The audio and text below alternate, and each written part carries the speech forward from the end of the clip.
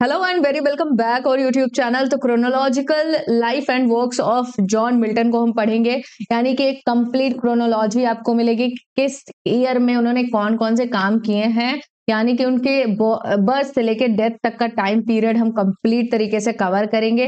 तो one shot exam blast की series में ये पार्ट भी हमने इंक्लूड किया है। तो इंपॉर्टेंट है हमारी यूपीटीजीटी, डीट plus BTGT, BPSC, TRE, RPSC, TGT, PGT, इन सब के एस्पिरेंट, और जहां भी आपको इंग्लिश लिटरेचर पूछा जाएगा वहां पे आपको जॉन मिल्टन मिलेंगे ही मिलेंगे। तो चलिए स्टार्ट करते हैं आज का हमारा important session with very warm welcome. Okay, so first slide आपके सामने है जो हम स्टार्ट करेंगे इनके जन्म से, यानी कि 1608 में इनका जन्म हुआ था। तो किस डेट को हुआ? तो दिसंबर 9 को हुआ था लंदन में, यानी कि ब्रेड स्ट्रीट लंदन में इनका जन्म हुआ था। और इस टाइम पे इन्होंने कोई भी मेजर वर्क नहीं लिखा था, यानी कि अब यहाँ पे देखिए फिर आता है टाइम पीरियड 1618 से लेके 1625 का पीरियड। तो ये स्कूलिंग इनकी स्टार्ट होती है सेंट पॉल्स स्कूल में, ये एंटर करते हैं। वहां पे ये लैटिन, ग्रीक और क्लासिकल लिटरेचर को पढ़ते हैं। और यहीं से क्या होता है कि ये मतलब इनके अंदर जो पोएटिक इंटेलिजेंस है वो दिखनी स्टार्ट हो जाती है। थोड़े बहुत ये वर्क्स भी लिखना स्टार्ट करते हैं, बट वो अनपब्लिश्ड होते हैं। 1625 में क्या होता है, ये क्रिस्ट कॉलेज कैम्ब्रिज में ये एंटर करते हैं। यहीं पे ये किससे मिलते हैं? किंग एडवर्ड से मिलते हैं, जो इनके आगे चल के इन्होंने एक एलिजी लिखा है उनके लिए। अब 1626 का टाइम आता है जब इन्होंने अपनी फर्स्ट पोएम लिखी थी। उस फर्स्ट पोएम का क्या नाम था? On the death of fair infant dying of a cough, यानी कि ये इनकी फर्स्ट पोएम थी, फर्स्ट रिटन पोएम थी। और इनकी जो बहन थी उसकी बेटी की डेथ पे इन्होंने लिखा था। ये अनपब्लिश्ड थी, केवल ये इन्होंने लिखा था। तो 1626 में ओके।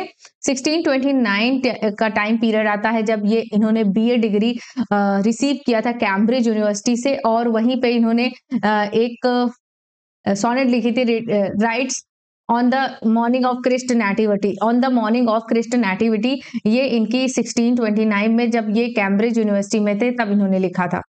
तो इसको भी मार्क कर लीजिए 1629। 1630 का टाइम पीरियड आता है, तो यहाँ पे इनकी फर्स्ट पब्लिश्ड पोएम आपको देखने को मिलती है, जो कि पब्लिश होती है second folio of William Shakespeare. तो विलियम शेक्सपियर का सेकंड फोलियो कब आया था? तो 1632 में आया था।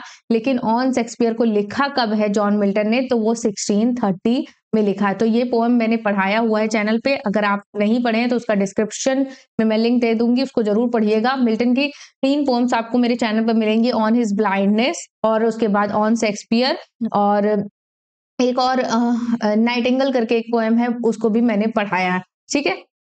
अब 1632 का टाइम पीरियड आता है। यहाँ पे इन्होंने क्या किया है? तो इन्होंने एमए किया है कैम्ब्रिज यूनिवर्सिटी से। उसके बाद ये क्या होता है यहाँ पे 1630, इस टाइम पे इन्होंने कुछ भी मेजर वर्क नहीं लिखा था। 1634 का टाइम आता है, तब इन्होंने क्या किया था? तो इन्होंने एक मास्क लिखा था, उसको परफॉर्म किया था लुडलो कैसल में उसको परफॉर्म किया था मास्क को। तो इस चीज ध्यान रखिए, उस मास्क का नाम क्या था? कॉमोस नाम था। 1637 का टाइम पीरियड आता है, तो इनकी मदर की डेथ हो जाती है, और ये ट्रैवल करने के लिए कहाँ जाते हैं? इटली। और वहां पे इनकी जो मीटिंग होती है किसके साथ होती है?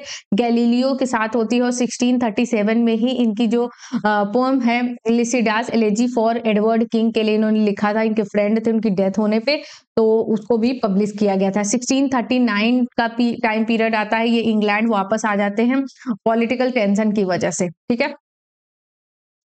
अब 1640 से लेके 1642 का जो टाइम पीरियड होता है, ये works as a private tutor के तौर पर इन्होंने लंदन में काम किया था। और यहीं पे इनका एक मेजर वर्क था, the reason of church government.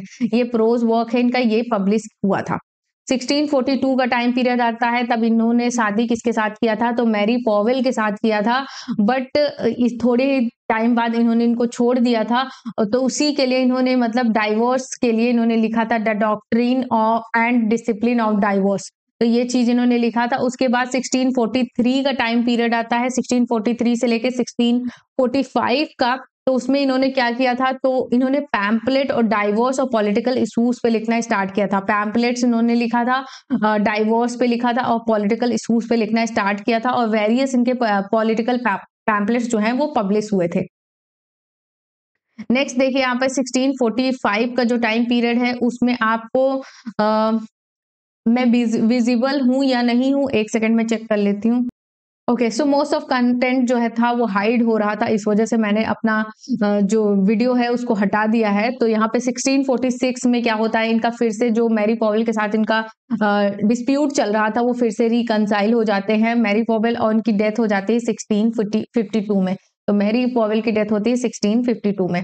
1649 में क्या होता है, तो इन्होंने मतलब सपोर्ट किया है किसको, तो execution of king Charles first के एग्जीक्यूशन को सपोर्ट किया है, जिसकी वजह से इनको फेवर मिलता है और Latin secretary for Oliver Cromwell के लैटिन सेक्रेटरी बन जाते हैं। और यहीं पे इन्होंने लिखा है the tenure of Kings and magistrate. तो ये इनका वर्क है, ये ध्यान रखिएगा।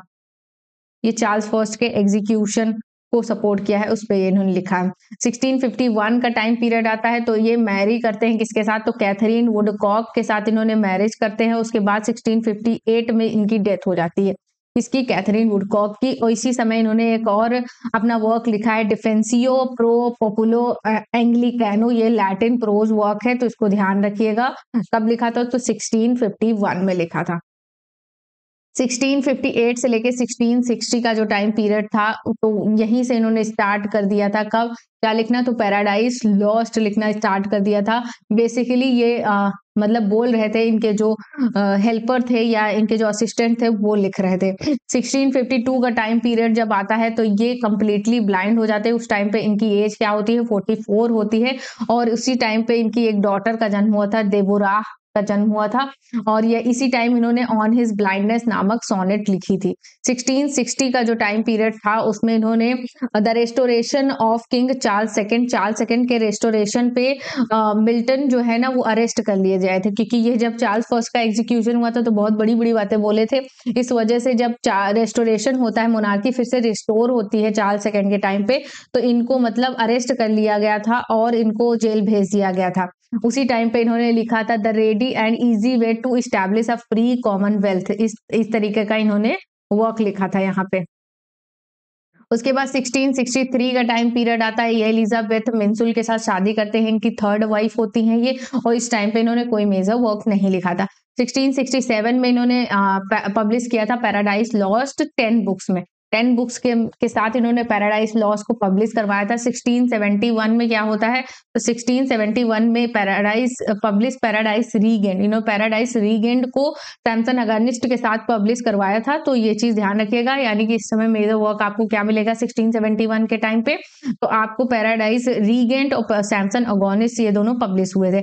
1673 का जो टाइम पीरियड है, उसमें इन्होंने publishes a revised edition of 1645 का जो कलेक्शन आया था उसको फिर से रिवाइज करके पब्लिश करवाया था। अब यहाँ पे इसका क्या टाइटल के साथ पब्लिश करवाया था, तो poems and c upon several occasion, ये इसका टाइटल है। तो ये चीज ध्यान रखिएगा। ओके, अब यहाँ पे 1674 में क्या होता है, इनकी डेथ हो जाती है, dies on November 8 in London, buried in Saint Giles church Cripplegate में इनका बरीड करवाया जाता है। और इसी टाइम पे क्या पब्लिश होता है, पैराडाइज लॉस्ट रिवाइज्ड एडिशन होता है, 12 बुक के साथ ये पब्लिश करवाया जाता है। So thanks for watching. यहाँ पे हमारा क्रोनोलॉजिकल ऑर्डर में जो हम जॉन मिल्टन को पढ़ रहे थे वो कंप्लीट होता है। होप गाइस आप लोगों को पसंद आया है। अगर पसंद आया है तो आप चैनल को सब्सक्राइब करें, वीडियो को लाइक करें, ज्यादा से ज्यादा शेयर करें। और अगर आपको पीडीएफ चाहिए या कोई स्पेशल तरीके की डिमांड है वीडियोस की, तो आप टेलीग्राम ज्वाइन कर लीजिए। वहां से आप मुझे अपनी प्रॉब्लम्स को बता सकते हैं, मैं उसे रिजॉल्व करने की कोशिश करूंगी। थैंक्स फॉर वॉचिंग, मिलते हैं नेक्स्ट वीडियो में। Bye bye.